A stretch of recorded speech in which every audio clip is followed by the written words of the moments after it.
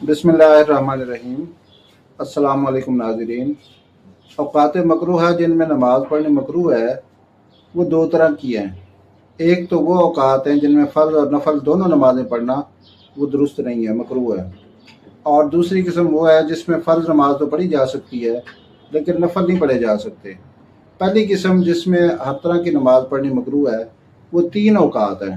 Number एक, ऐन तुलू के वक्त, जब सूरज जो है निकल रहा हो सुबह के वक्त, तो जो तुलू का वक्त होता है, ऐन तुलू के वक्त किसी किस्म की नमाज़ पढ़ना ये मकरूह है, चाहे फ़र्ज़ हो चाहे नफल हो।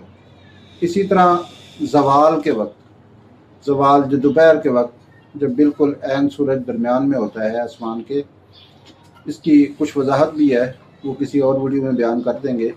तो ज़वाल के वक्त नमाज़ पढ़ना मकरूह है, चाहे फ़र्ज़ हो चाहे नफल हो। इसी तरह ऐन गुरूब के वक्त, चाहे फ़र्ज़ नमाज हो चाहे नफल नमाज हो, अलबत्ता उस दिन की असर की नमाज अगर ना पढ़ी हो तो वो पढ़ी जा सकती है। तो इन तीन औक़ात में किसी किस्म की नमाज पढ़ना मकरूह है, फ़र्ज़ हो या नफल हो। और दूसरी किस्म वो है जिसमें फ़र्ज़ नमाज तो पढ़ी जा सकती है लेकिन नफल नमाज पढ़ना मकरूह है। वो दो है, एक तो फजर की नमाज के बाद नफल वगैरह पढ़ना ये मकरूह है सूरज तुलू होने तक, और तुलू के बाद जब सूरज कोई 10-12 मिनट गुजर जाए उस वक्त तक नफल नमाज पढ़ना मकरूह है।